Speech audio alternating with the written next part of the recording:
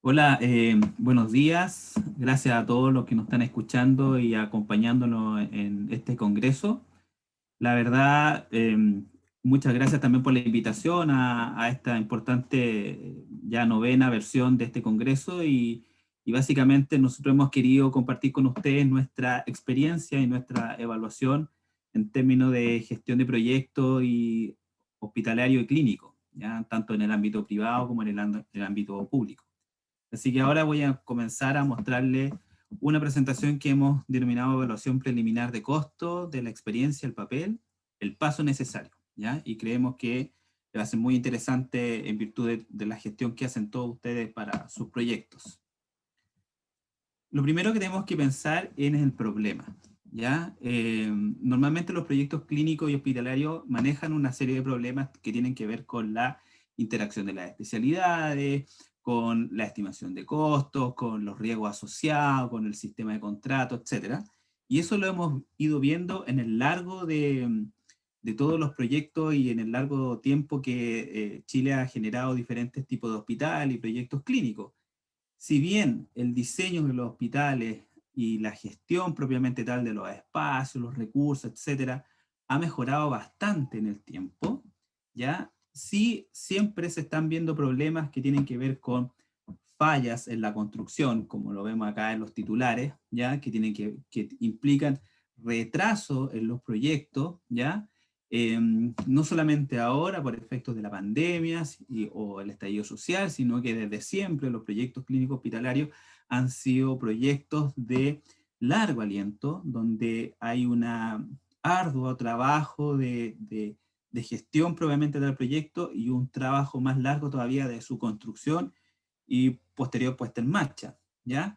Y si nosotros sumamos el efecto pandemia, el efecto estallido social, vemos que aún es más. O sea, aquí vemos en la gráfica, aquí en la imagen de más abajo, vemos la cantidad de retrasos que tienen algunos proyectos.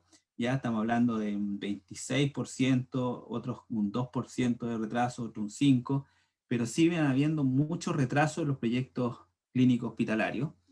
Y eso es algo que aparentemente hasta ahora se convive, como que se acepta. Y lo que queremos mostrar ahora con esta presentación es que mediante un buen análisis inicial, que tiene que ver con costo, con inversión, con análisis de riesgo, podemos mejorar esto. ¿Cómo? Ya, muy resumidamente, todos los proyectos tienen tres grandes aristas. Los plazos, que tienen que ver con la planificación del proyecto, con la etapificación probablemente, o sea, si nosotros queremos acortar el plazo de construcción, más que hacerlo más chico o hacerlo de menor magnitud, con menos cantidad de camas, se pueden dividir por etapas, experiencia que hemos tenido nosotros visto en los proyectos de inversión inmobiliaria, por ejemplo, que los grandes proyectos, en virtud de que las condiciones no están dadas en el país, se están dividiendo y se están entregando por etapas. Eso también podría reducir un poco los plazos de construcción, no en el total, sino que entregar áreas para uso muy rápido.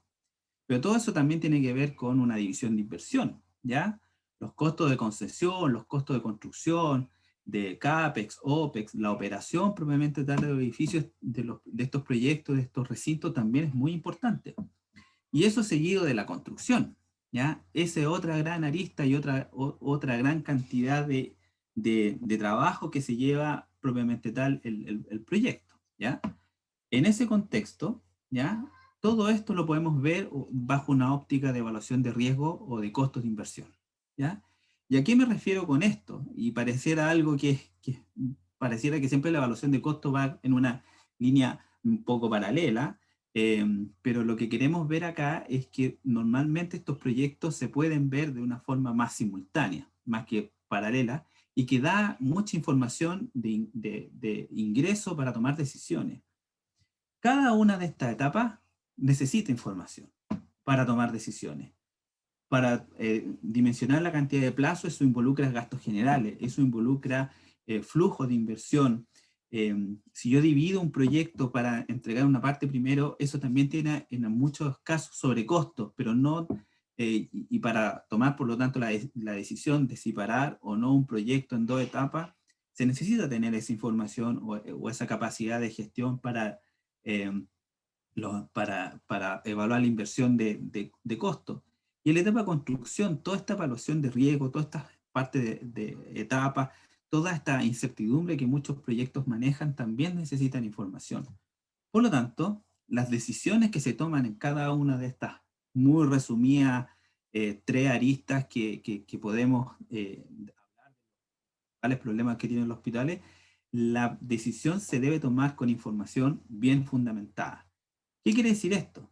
¿Ya? Y aquí también, y hablando un poco de datos, aquí les voy a mostrar un poco la información que vamos manejando, haciendo siempre un paralelo entre los proyectos públicos y los proyectos privados. ¿Ya? ¿Qué tiene que ver? Acá vemos un gráfico, ¿ya? Que es el costo UF metro cuadrado de diferentes hospitales creados en diferentes zonas, en Calama, Serena, La Higuera, Ovalle, San Antonio. Y como la línea segmentada, el UF metro cuadrado, y las barras son la superficie en metros cuadrados totales, ¿ya? Podríamos haber hecho la conversión en total de camas, etcétera, pero normalmente nosotros ocupamos más que nada el metro cuadrado. ¿Y qué es lo que vemos? Que en rigor hay una cierta estabilidad en esta zona, que está remarcada en una zona centro, una cierta estabilidad del costo UF metro cuadrado, que anda en torno a las 50 UF metro cuadrado. Es decir, vemos que en cuanto a la estimación de costo, hay una cierta estabilidad en el modo general. Si eso lo comparamos con los proyectos privados, ya abocados solamente en la zona centro, porque lamentablemente proyectos privados como clínicas de gran envergadura no se están generando en zonas más al norte o más al sur, sino que medianamente están en la zona centro. Hay que considerar que nosotros como DRS hemos participado en ya casi 28 proyectos clínicos hospitalarios del sector privado, y en este momento somos asesoría en inspección fiscal en el hospital de Curicó y en el hospital de Quellón. ¿Ya? Entonces, lo anterior nos ha permitido tener una visión paralela y cruzada entre los proyectos privados y los proyectos públicos. Y como ven acá, acá seleccionamos los 9 proyectos más emblemáticos que tenemos. Obviamente por tema de confidencialidad no les puedo mostrar la información, pero vemos que también la media de costo UF metro cuadrado anda en torno a las 50 UF metro cuadrado. Entonces, aquí viene el primer paradigma. ¿Los proyectos públicos son más caros? En principio no, ¿ya? O sea, si nosotros vemos que el valor UF metro cuadrado en la zona centro, en los proyectos públicos, anda en torno a las 50 UF metro cuadrado de construcción, esto es importante tenerlo bien claro, que esto es el costo de construcción, comparativamente con los proyectos privados, vemos que el costo UF metro cuadrado es muy similar en cuanto a tendencia, ¿ya? ¿Qué es lo que ocurre entonces? Vemos una diferencia, sí, en la distribución de los costos, ¿ya? Y este gráfico es muy interesante porque al separar los costos de todos los proyectos que les mostramos, que es información pública, que está en mercado público, donde nosotros podemos descargar los presupuestos detallados de cada uno de los hospitales y hacer todo un análisis con un poco de tiempo, porque muchos de ellos están en PDF, pero con un poco de tiempo vamos a hacer un análisis y podemos diferenciar, ¿ya? Y separar las diferencias que hay porcentualmente en la distribución de costos de los proyectos públicos y los proyectos privados. Y vemos que, por ejemplo, el 40% de los costos en ambos casos se va en instalaciones. Es decir, las instalaciones se llevan el 40% del costo directo total del proyecto, ¿ya? Seguido de la obra gruesa. La obra gruesa es la que sigue en magnitud. Tercero, terminaciones, ¿ya? Y cuarto punto, obras preliminares si vemos el proyecto privado. Y aquí es donde ocurren las primeras diferencias. Si bien no hay diferencia en instalaciones porque tiene que ver con la necesidad del hospital o la clínica de funcionar, vemos que en ese sentido ambas son idénticos en términos de peso porcentual. ¿Dónde están las diferencias? En la obra gruesa, en las terminaciones y en las obras preliminares. Las obras preliminares se explican en particular porque la mayoría de los proyectos clínicos están en zonas muy céntricas o con conectividad. Por lo tanto, encajar dentro de estos terrenos se hace más complejo. Y eso hace que, obviamente, los temas de socalzado, los temas de mitigación vial, los temas de excavaciones, son más complejos, lo que hace subir el costo de las obras preliminares en torno a un 6% comparativamente con los proyectos públicos que se hacen en lugares previamente dispuestos para colocar un hospital de, no sé, 80.000 metros cuadrados, 40.000 metros cuadrados. Entonces, ahí tenemos un costo que es muy fácil de explicar. ¿Qué es lo que no es tan fácil de explicar? Por ejemplo, las terminaciones, ¿ya? Uno podría, viendo estos porcentajes, tender a pensar de que las terminaciones de los proyectos clínicos o privados son mejores, pero la verdad es que no. Esto se ve reflejado más que nada por una aumento proporcional en el sentido de que el total del monto tiene que funcionar 100, ya tiene que sumar 100, por lo tanto, porcentualmente, si yo tengo menos porcentaje en obra gruesa, esa plata o ese volumen porcentual se va hacia algún lado y eso va hacia las terminaciones. Sin embargo, el 18% de obra gruesa es un tema muy relevante que se escapa de normalmente los trabajos iniciales que se hacen. Es decir, normalmente cuando se quiere meter eh, un poquito más de cabeza en los proyectos, se piensa mucho en reducir terminaciones, en bajar especificaciones, pero vemos que gran parte del trabajo está en la obra gruesa y en las instalaciones, ahí donde hay mucho porcentaje de costo que se puede ajustar mucho más rápido que bajando, por ejemplo, un tipo de pavimento, ¿ya? En específico, lo que nosotros hemos visto con el tema de la variable de obra gruesa es que si bien en los diseños de arquitectura han sido muy eficientes en el uso de y recursos y capacidad del espacio, utilizándose pilarizaciones de cuadrillas de 8x8, a veces de 10x10, en muy pocos casos menor que eso, lo que hace muy eficiente el uso de los espacios. Lo que ocurre técnicamente ahí es que básicamente se eliminan todo tipo de muros, se eliminan todo tipo de machón, se abren mucho los espacios, se hace muy eficiente para el diseño de arquitectura, pero en términos prácticos, el proyecto cálculo refleja esto. Mucha viga, mucho pilar. Hay que entender que todas estas losas tienen que tener una rigidez mayor en el sentido de que no pueden tener muchas vibraciones por el uso que tienen estas losas de equipamiento clínico muy sensible. Por lo tanto, tiene que ser una losa muy bien equilibrada en el sentido de deformaciones, ¿ya? Por lo tanto, genera una gran cantidad de vigas, pilares, secciones que entorpecen un poco, en primera instancia, la coordinación de los proyectos. Es decir, tenemos que, a través de toda esta línea, hacer pasar muchas instalaciones que son complejas de armar, ¿ya? Eso normalmente no está dentro de la variable o no está dentro de la visión del prediseño. Esto estamos hablando de una etapa de conceptualización del proyecto, de la planificación inicial. Se deja un poco más a la parte del concesionario, a la parte de la ingeniería de detalle, el cómo resolver esa parte. Y eso también es un error o una imperfección del sistema, porque al final eso termina siendo una repercusión de costo, además de las claras cuantías de acero que andan en torno en los proyectos hospitalarios del torno a 150 kilos por metro cúbico, es decir, todas estas vigas, todos estos pilares, como hay mucha solicitud de resistencia, las cuantías de kilo por metro cúbico son más altas que el promedio de cualquier otro tipo de obra. Eh, las cuantías de hormigón son superiores a 0,48 metros cúbicos por metro cuadrado, ¿ya? Existen condiciones de rigidez que deben considerarse en ciertos sectores, ¿ya? Lo que hace inviable ocupar, por ejemplo, losas post-tensadas en algunos casos. Pero aquí hay un primer cuestionamiento, porque existen muchos estudios y análisis que hemos hecho nosotros en otro tipo de proyectos, los proyectos privados básicamente, donde se ha hecho el análisis y no existe una resistencia a este tipo de cambio, y hemos llegado a que en ciertas zonas, cuando se tienen luces superiores a los 6 metros, se mantiene o se genera una súper buena eficiencia en cuanto a costo, en cuanto a cuantía de hormigón, buscando también espesores que son sobre los 18 centímetros espesores de losa, lo que mejora también las vibraciones y la rigidización propiamente tal de los proyectos, de las losas y la resistencia. Y lo que yo les comentaba, o sea, comparativamente hablando, un proyecto habitacional tiene 96 kilos por metro cúbico de enferradura y 0,38 metros cúbicos por metro cuadrado de hormigón. O sea, si comparamos con los 150, los 0,48, altísimo. Lo que le sigue, por las condiciones sísmicas y de requerimientos de cálculo, es un proyecto educacional, 110 y 0,40. Esas son las cuantías que tienen los proyectos educacionales más o menos. Y después un proyecto clínico privado, ¿ya?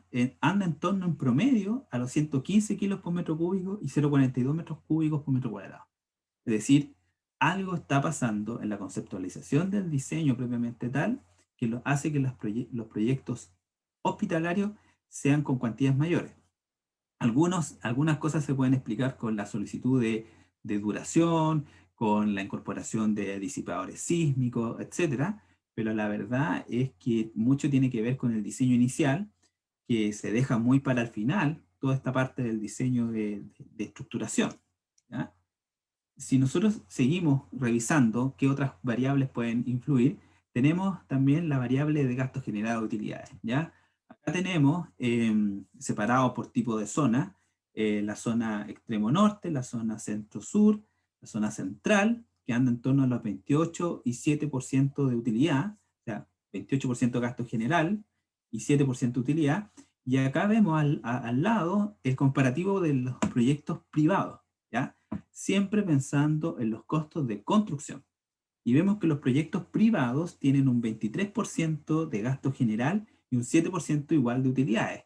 Esto en promedio, ¿ya? Todo esto estamos hablando de valores promedio porque obviamente existen sectores y proyectos en particular que han tenido utilidades y gastos generales mayores, pero en promedio tenemos una diferencia de cerca de un 5% en la cantidad de gasto general, que se explica en parte porque las condiciones, las bases técnicas, las exigencias que se le solicitan a los proyectos públicos en cuanto a la capacidad profesional de cada uno de los integrantes del gasto general es mucho mayor, ¿ya?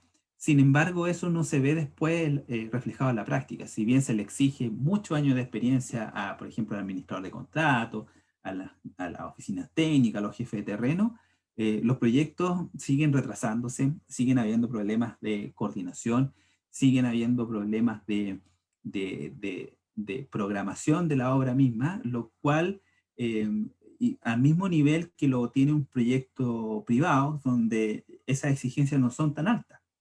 Y al contrario, en algunos proyectos privados es mucho más simple, mucho más fácil que los proyectos se mantengan dentro de los programas y dentro de los plazos estipulados. Por lo tanto, ahí hay algo también, un segundo paradigma, que más años de experiencia no involucra necesariamente una mejor administración de la obra, sino que muy importante es la capacidad de flexibilidad que tenga la empresa constructora y en la flexibilidad que pueda dar en cierta medida el contrato para poder mejorar o cambiar algunos frentes de trabajo. Y también, hay que decirlo, los proyectos que son demasiado grandes, que son demasiado extensos en el tiempo, también con hitos parciales un poco difusos, también generan una pérdida de agilidad en el avance de la obra, ¿ya? Eso es algo que podría entrar como recomendación. Eh, entonces, lamentablemente, ¿por qué todos estos análisis que se hacen por entrega de licitación? Es decir, toda esta información o por entrega de proyectos. O sea, toda esta información que vemos de cuantía, de requerimientos técnicos, de los problemas que salen en los proyectos clínicos, normalmente los vemos una vez entregada la propuesta. O sea, se entregan las propuestas y vemos que los proyectos son más caros de lo que pensábamos. Entonces, ¿por qué ocurre eso? Y en parte porque no hay un manejo de costos de inversión, solamente hay una base de UF metro cuadrado objetivo, ¿ya? También no hay una metodología estándar para el control de costos. Eso también es muy importante que se incorpore dentro, y también es importante tener un control de los costos de operación y de las mantenciones. Mucho hablamos también siempre del costo de construcción, que es el costo que es más grande, entre comillas, el que más fuerte pega, pero también los costos de operación y mantenciones también son relevantes. Y por otra parte, los costos que son variables de riesgo no se controlan adecuadamente, es decir, temas de mecánica de suelo, temas de, por ejemplo, de las zonas, la logística, a veces no se controlan o no se estandarizan para ser controlado de manera adecuada. ¿Y eso qué genera? Obviamente, a mayor riesgo que ve el concesionario, la constructora, viendo en temas público-privados, mayor costo asociado a esto va a tener. O sea, hay un factor de imprevisto que se agrega a los costos de construcción y que obviamente va en desmedro final de quien paga. En el caso del fisco, en el caso de los proyectos públicos o del mandante, en el caso de los proyectos privados. Por lo tanto, el mensaje aquí es que hay una mejor metodología. Pero claramente la idea de esta presentación es no solamente entregarle todos estos datos, esta variable y todo lo demás, sino que también entregarlo cómo nosotros vemos el tema de la estimación de los costos, ¿ya? Y aquí hay algo que hay que entender que no se aplica mucho, ¿ya? Aquí ustedes están viendo un gráfico de precisión versus tiempo. Y lo que están viendo es la asertividad de los presupuestos estimados, ¿ya? Y aquí hay algo relevante. Si nosotros esperamos que los proyectos o las estimaciones de costos sean a un 100%, ¿ya? Claramente eso nos va a tardar mucho tiempo de lograr, ¿ya? Pero existen otro tipo de estimaciones que son mucho más rápidas de evaluar, ¿ya? Podemos tener, por ejemplo, un 80% de asertividad en apenas 5 días, en vez de esperar 60 días para lograr un 100, ¿ya? O podríamos tener eventualmente un 90% de asertividad a los 10 días, ¿ya? Y quizá un 98% de asertividad a los 45 días de estimación. Entonces, normalmente la precisión de un presupuesto es directamente proporcional exponencialmente al tiempo que me va a tomar, ¿ya? Y esto es importante. A nosotros nos ha tocado trabajar en alguna instancia, en varios tipos de proyectos previos a la construcción, participando en conjunto al MOB, al conjunto de arquitectos, a evaluar, por ejemplo, costos de construcción, ¿ya? Y lo que nos exige en el ámbito público es que nosotros se desarrolle un presupuesto detallado, muy detallado, con todo el análisis presunitario, y eso toma mucho tiempo. Y probablemente logremos una asertividad de un 98% con un más o menos 4% de desviación, pero la idea no es ser asertivo, sino que la idea del control de costos es que los costos sean lo que esperamos que sean, ¿ya? Es decir, si nosotros detectamos en una instancia con una desviación, por ejemplo, de un 90%, que el costo está un 15 o un 20% desviado del costo objetivo, en 10 días nosotros podemos definir y saber en qué está desviado y corregirlo. Y así normalmente se va avanzando en un presupuesto con estimaciones preliminares, con cubicaciones estimadas, y se va ajustando en tiempo y costo en los presupuestos estimados y la inversión. En términos prácticos, esto no es algo que inventamos nosotros, sino que nosotros adaptamos una metodología internacional, ¿ya? Que básicamente define los presupuestos en 5 niveles, ¿ya? Esta es la AACC, que es The Association for Advanced and Cost Engineers, que divide los presupuestos de acuerdo a la cantidad de información que maneja en 5 clasificaciones, ¿ya? Tomamos esta metodología y la adaptamos y la transformamos en una versión un poquito más conocida para todos, dividiendo esto en etapa de prediseño, diseño y apto para construcción, pero manteniendo las 5 clasificaciones, ¿ya? Donde la clasificación 1 es el presupuesto más detallado, es decir, cómo lo entregaría una constructora al momento de entregar una licitación, ¿ya? Y el 5 es un concepto preliminar, es como una cabida, un layout general del proyecto y que tiene que ver con más que nada un concepto de estimación preliminar, ¿ya? Y la idea es ir avanzando en la estimación y en el nivel en la asertividad del costo y además ir avanzando en la cantidad de información que se maneja, ¿ya? Entonces, en medida que el proyecto va avanzando, se van haciendo diferentes presupuestos, ¿ya? Y en tiempo mucho más acotado que 60 o 45 días. Estamos hablando que, por ejemplo, la clasificación 5 podría tomar entre 4 o 5 días hábiles, hacer una estimación con un 80% de asertividad. Y en términos prácticos, ¿qué estamos diciendo con eso? Que en 5 días nosotros podríamos asegurar el 80% del costo del hospital. Y eso permite tomar decisiones. por ejemplo, si el costo es demasiado alto o está más alto de lo que se espera, se podría, por ejemplo, probar, decir, mira, dividamos esto en 2 etapas y tomarse 5 días nuevamente y definir cuánto costo se quedaría para una etapa versus para la segunda etapa. Y si ese es el camino, después se avanzan los proyectos de ese sentido y en la clasificación 4 se vuelve a tomar una, una nueva evaluación y así se va avanzando por cada una de las clasificaciones en el tiempo hasta llegar a un nivel de asertividad muy aceptable en cuanto a una apertura de oferta.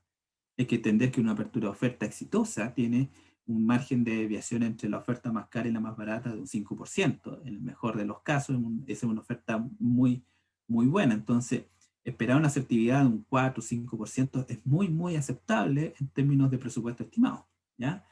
En ese contexto, lo que nosotros hemos hecho cuando nos ha tocado gerenciar proyectos clínicos es incorporar esto no solamente como una medida de evaluación de costos, no solamente para ir manteniendo los costos controlados en el tiempo, sino que también para definir los riesgos del proyecto, porque mientras uno más se mete en el proyecto, más se mete en la evaluación de los costos propiamente tal, claramente van apareciendo todas las interrogantes y riesgos del proyecto. O sea, yo creo que todos los que hemos estado y que están ahí escuchándonos, saben que si ustedes, por ejemplo, ubican un proyecto de enferradura, saben exactamente dónde están los problemas de la enferradura. Si ustedes ubican un proyecto de arquitectura, saben exactamente dónde están los problemas de la arquitectura, dónde están las fallas de esa arquitectura. Entonces, es ahí donde la evaluación de costo, y voy al título de la presentación, toma un rol muy fundamental y pasa a ser un paso crítico. Si yo hago una evaluación de costo paso a paso, ¿ya? Con análisis de riesgo, con criticidad, eventualmente me voy dando cuenta de las fallas que va a tener este proyecto y voy mejorando el análisis propiamente tal del riesgo, ¿ya? Entonces, la evaluación de costo va asociada a un análisis de criticidad, a un análisis de riesgo, ¿ya? Y en ese contexto es bueno ir imaginando cómo se hace un correcto análisis de riesgo, un análisis de criticidad, y donde podemos tener, por ejemplo, este es un ejemplo que le estoy mostrando, un proyecto X y definir las zonas donde están más complejas por el tipo de layout que se maneja, por el tipo de evaluación que se maneja, las zonas que tienen una situación más grave en cuanto a impacto de costo, porque están los laboratorios, porque están las salas de procedimiento, qué categoría tienen, ya en el sentido de más grave, considerable, medio, bajo, insignificante, y la probabilidad de que eso ocurra, ¿ya? Con esta matriz, en rigor, y con estas condiciones que uno podría ir viendo de tipo de suelo, de napas freáticas, de impermeabilización, de sistemas constructivos, uno arma, en rigor, lo que nosotros llamamos una matriz de riesgo, ¿ya? Que nos muestra en pocas palabras una situación observada, ¿ya? Que sale desde la evaluación de costo, porque al final es una matriz de riesgo que va asociada a un mayor incremento de costo, que a su vez tiene asociado, por ejemplo, un mayor plazo, que a su vez tiene asociado, por ejemplo, un déficit de control, que tiene asociado una imperfección en el proyecto. Entonces, al final, todo nace de la evaluación de costos, la capacidad de poder revisar y analizar un buen presupuesto, metiendo todas las variables, tiene que ver con los riesgos. O sea, claramente la constructora, el concesionario, quien sea, cuando se mete al proyecto y revisa eh, cada una de las variables para poder presupuestar ese proyecto, se da cuenta de los riesgos asociados de ese proyecto y los categoriza y los cuantifica en números. Esto tendría diciendo en plata. Por lo tanto, la situación observada, el riesgo probable, los factores de riesgo, la probabilidad con que pueda ocurrir, el impacto que esto va a tener, el efecto que genera dentro del proyecto, me va dando una calificación. Luego, después de esa calificación, yo puedo tener una medida de mitigación, puedo decir, mira, voy a hacer una nueva calicata, voy a generar un nuevo estudio de suelo, voy a juntarme con el calculista, etcétera, que genera, esa medida de mitigación genera una acción real para poder generar una disminución de ese costo. Y si eso no ocurre, tenemos un cuadro que es una alarma, es decir, ¿qué tendría que ocurrir en el proyecto para que eso salte y sea un tema que haya que abordar ahora? Para poder posteriormente aplicar un plan de mitigación, ¿ya? Esto es muy importante que se hagan etapas preliminares y que la matriz de riesgo se vaya construyendo desde la etapa preliminar y que después pase a obra.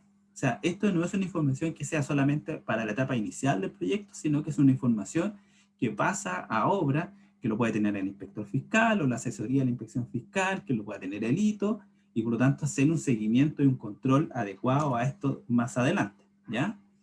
Es así como también se van entregando diferentes reportes, por ejemplo, cómo se va moviendo el presupuesto con los diferentes cambios de arquitectura que se van generando, con los diferentes movimientos, el modelo BIM, el apoyo de tecnologías nuevas para sacar ubicaciones más rápido, se hace muy importante en esta etapa y se puede ir comparando, por ejemplo, con los avances del proyecto y cuando el avance del proyecto vaya teniendo un cierto nivel, poder hacer una nueva evaluación con hito y así puedes tener una estadística de cómo se va moviendo el costo, por ejemplo, UF metro cuadrado o el costo total del proyecto en el tiempo, ¿ya? Y permitiría, en rigor, tener un proyecto mucho mejor controlado. En este contexto, y ya como para ir cerrando esta presentación, les quiero mostrar algunas conclusiones. Primero, el control de costos bajo una base de datos técnica permite tomar decisiones. Y estas decisiones siempre van apuntadas a un mejor proyecto. Vemos muchos proyectos que tienen problemas, pero todos pudieron haber sido solucionados en etapas previas. Normalmente, nadie es ajeno a que los proyectos se desvían en costo, en plazo, normalmente, pero eso puede ser controlado, puede ser bien pensado y que al final no impacten demasiado la vida de la gente, ¿ya? O sea, siempre pensemos que un proyecto hospitalario es para la gente, por lo tanto, esperar 1 año, 2 años más por unos proyectos es de verdad muy complejo para la gente que está esperando salud, está esperando mejorarse, está esperando sanar. Y en ese contexto, tomar decisiones adecuadas para, por ejemplo, entregar una etapa primero o evitar que esto se escape en tiempo y en costo, por lo tanto pueda financiar correctamente el proyecto, es muy, muy importante. Más control de costo y de proyecto no implica mayor detalle. Nosotros hemos visto y nos han pedido en muchos casos, nos llegan, por ejemplo, algunos TDR de algunos proyectos de infraestructura, etcétera, que nos piden mucho detalle, una carta GAN gigante, muy detallada, con ubicaciones al detalle, con precio unitario muy desglosado, etcétera. ¿Por qué? Porque les preocupa el monto total de inversión. Pero ahí no está el foco no está en mayor detalle. Mayor control o manejar los costos del proyecto no quiere decir necesariamente mayor detalle. Va a llegar un punto, eso es indudable, que sí se necesita el detalle para poder comparar. Pero para poder controlar el proyecto, para poder revisar y hacer un control de riesgo, no es necesario más detalle.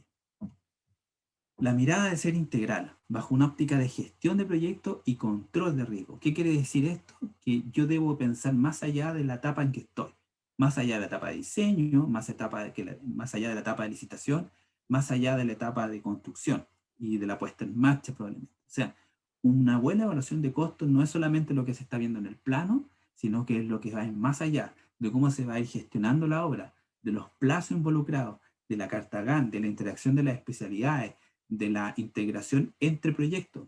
Muchos evaluadores de costo normalmente toman el proyecto de clima y se lo entregan a un contratista que evalúa clima, después toman un proyecto eléctrico y se lo pasan al electricista que evalúa eléctrico y otros ven obras civiles y ninguno conversa entre sí. Y ahí es donde ocurren los problemas de interacción. Vemos partidas a veces duplicadas, o cosas que quedan fuera, los tableros, por ejemplo, de climatización, no lo incluyeron en electricidad, ni tampoco están en clima, y eso es mucha plata. Entonces, no hay alguien que junte, que vea la interacción de costos y ahí ocurren los primeros problemas y después el perjudicado final termina siendo las personas, el usuario final de este proyecto. Por lo tanto, debe ser una mirada integral, debe pensarse como un proyecto complejo y completo en toda su magnitud. Esta metodología que yo les comento de controlar y todo lo demás, es una metodología que nosotros usamos hace mucho tiempo, 5 o 6 años fácilmente, y que lo ha dado mucho éxito en proyectos de alta complejidad, como clínicos, como hoteles, como proyectos de gran infraestructura, y que ha generado que, el control de los riesgos no es que no existan, sino que están correctamente evidenciados y están controlados y se sabe cuándo van a ocurrir y qué se debe hacer cuando va a ocurrir. Y por lo tanto, ese costo también está considerado dentro de un factor de riesgo. Por lo tanto, genera eh, mucha tranquilidad al momento de ejecutar la obra y por lo tanto se disminuyen las tensiones, los contratos no terminan siendo judicializados, etc. Y por último, si bien existe una planificación de nuevos hospitales y estamos a tiempo para una revisión integral de manera de disminuir sus plazos y los riesgos asociados. O sea, muchas personas de las que nos están escuchando probablemente van a participar o están participando de un proyecto ya en ejecución o van a participar de un nuevo proyecto que se venga o son parte del equipo que a lo mejor se adjudicó uno de los nuevos hospitales que está. Y es importante tener claro que aún estamos a tiempo de hacer una correcta planificación, de un correcto control, porque si bien es mucho más útil tener este control y esta planificación en etapas muy iniciales, en cualquiera de las etapas que se incorpore esta planificación, este control de riesgo, este control de costo, siempre va a ser beneficioso en el sentido de que te va a entregar información relevante para tomar decisiones, para enfrentarse con tiempo a las circunstancias que están ocurriendo. Eh, espero que toda esta información le haya sido muy relevante. Ahí están mis datos de contacto. Solamente decir que a modo general que DRS es una empresa que se dedica al gerenciamiento de proyectos, que estamos en el ámbito hospitalario, infraestructura, en el área minería también. Somos más de 600 profesionales aquí en Chile y 200 profesionales en Perú. Así que agradecidos y gracias por escucharnos.